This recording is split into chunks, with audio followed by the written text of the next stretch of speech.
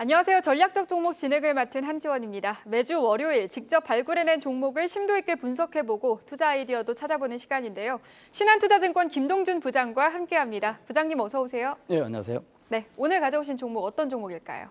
예, 업종 대표주에서 스몰캡으로 주저앉은 더존 비전이 되겠습니다.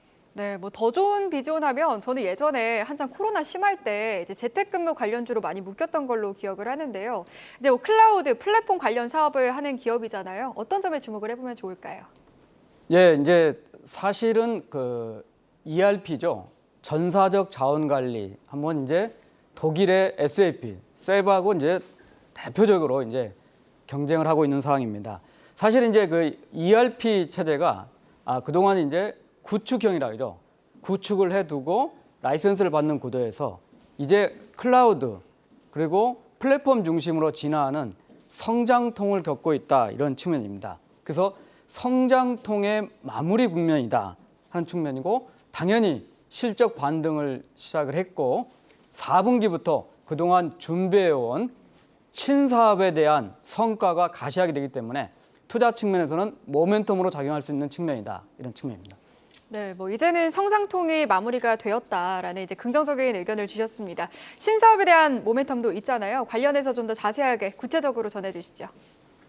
네, 우선 이제 그 회사의 내용을 한번 좀 살펴보겠습니다. 2011년으로 기억을 하는데요. 영등포에서 이제 춘천시에 있는 강촌 캠퍼스로 옮겨갔습니다. 사실 이제 더존하면은 이제 ERP 회계 프로그램의 대표적이지만은 소프트웨어 업체로서 국내에서 유일하게 모든 솔루션, 토탈 솔루션이죠. 토탈 솔루션을 갖고 있습니다. 뭐 말씀드렸듯이 ERP, 그룹웨어, 그리고 정보 배환, 세금 계산서, 전자 팩스, 그리고 청정지역인 춘천에서 IDC라고 하죠. 데이터 센터까지 갖고 있기 때문에 다 갖고 있는 업체다 이렇게 봅니다. 자, ERP는 종업원 규모별로 이제 나눌 수가 있는데 50인까지 하는 라이트 ERP 이쪽에 매출 비중이 26%고 고객사는 11만 개 정도 업체가 되겠습니다. 두 번째로는 스탠다드 ERP 종업원이 100명까지 직원이 되겠고요. 16,000 고객사를 대상으로 매출 비중은 32%. 그리고 이제 큰 기업들을 대상으로 익스텐디드 ERP 100명 이상의 종업원 대상이고 고객처는 4,000개 정도가 되겠고 매출 비중은 25% 정도 되겠습니다. 말씀드렸듯이 이제 구축형 그 라이선스를 받는 구도에서 클라우드 환경으로 비즈니스가 진화 과정에 있다 이런 측면입니다. 네, 정말 말씀해주신 대로 모멘텀이 많은 것 같습니다. 모든 것을 갖춘 회사다 이런 말이 좀 와닿는 것 같은데요. 이제 실적도 한번 짚어보겠습니다. 실적에 대한 전망이 좋습니다. 뭐 연간 실적만 놓고 봤을 때 작년을 저점으로 좀 반등 추세가 보이는데요. 앞으로의 실적 기대해봐도 좋을까요? 예, 우선 이제 실적에 앞서서 더존 비전이 말씀드렸듯이 이제 성장통을 겪고 있다 이런 측면이었습니다. 사실 지금 직원 수를 보면은 1,800명 정도 되고.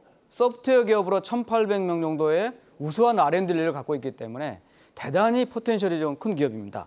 자, 근데 역으로 코로나 환경이 되면서 우리 네카오 그리고 금융사 이런 쪽으로 대규모 인력이 유출이 됐었습니다. 그래서 우수한 인력들이 특히 중견 인력들이 유출이 됐다는 폐해가 있었고요. 두 번째로는 이제 K 바우처죠. 정부가 소프트웨어나 이런 것들을 지원해주는 정책이었는데 이게 실적 변동성이 좀 컸었습니다. 세 번째로는 신규 사원을 많이 채용했지만 기존 인력을 지켜야 하기 때문에 역시 소프트웨어 인력에 대해서 인건비를 많이 지출했고 또 선 투자를 신규 사업에 대한 선 투자를 했습니다. 그래서 영업이익률이 22년에 역성장하고 더불어서 영업이익률이 15%로 주저앉은 상황이 발생했습니다. 과거 최고의 25% 정도 수준이었기 때문에 대단히 큰 폭으로 좀 떨어졌다는 측면입니다. 자, 이제 성장통이 탈피를 이제 하고 있다 하는 측면입니다. 두 가지인데요.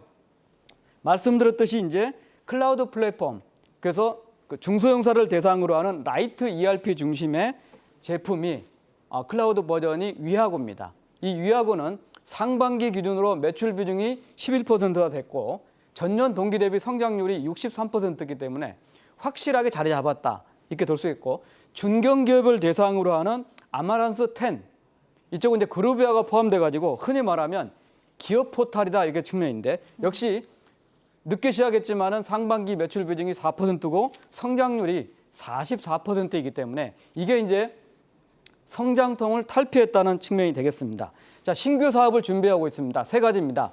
핀테크, 엑스커머스, 그리고 헬스케어 솔루션인데 우선적으로는 핀테크, 매출 채권 유동화 사업을 4분기에 예비 인허가가 될 것으로 보입니다.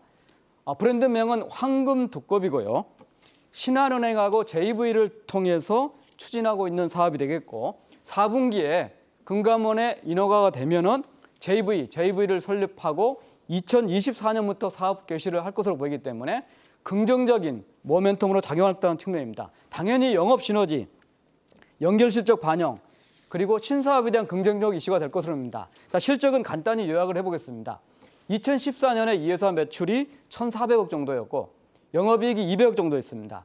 2020년, 21년에는 매출액이 2.3배 정도 성장한 반면에 영업이익은 3.7배 정도 성장을 하면서 외국인이 47%까지 갖게 되는 구조가 됐습니다.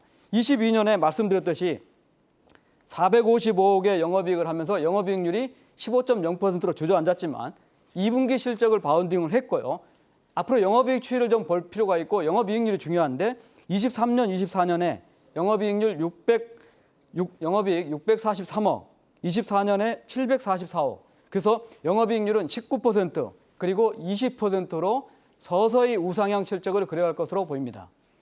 네, 성장통이 이제는 좀 끝나고 신사업에 대한 모멘텀 그리고 그와 함께 실적에 대한 기대감도 함께 가져가 볼 수 있겠고요. 또 외인들이 선호하는 주식이다라는 점까지 한번 짚어봤습니다. 그럼 주가도 마지막으로 한번 살펴보도록 하겠습니다. 지금 주가가 바닥권입니다. 이제 한창 코로나 때 많이 올랐다가 이후로 고점 대비 큰 폭으로 조정을 받았는데요. 이제 바닥권인 만큼 저가 매수의 관점에서 좀 매력적인 구간으로 살펴봐도 좋을까요? 예, 적극적으로 저가 매수보다는 적극적 관심을 가질 때라고 보입니다. 우선 외국인이 47%였지만은 MSCI 인덱스에서 제외가 되면서 외국인은 7월 달에 17%를 저점으로 지금 19%로 바운딩을 하고 있습니다. 2분기 실적이 좋아지면서 바운딩을 했기 때문이고요. 사상 최고 주가가 13만 6천 원이었기 때문에 지금 거의 80% 정도 하락한 상황이었습니다. 우선적으로는 클라우드로 진화하면서 역시 성장통을 탈피했다. 자, 두 번째 측면은 아마란스 10이 중견기업 대상인데 그동안 모듈이 약했습니다.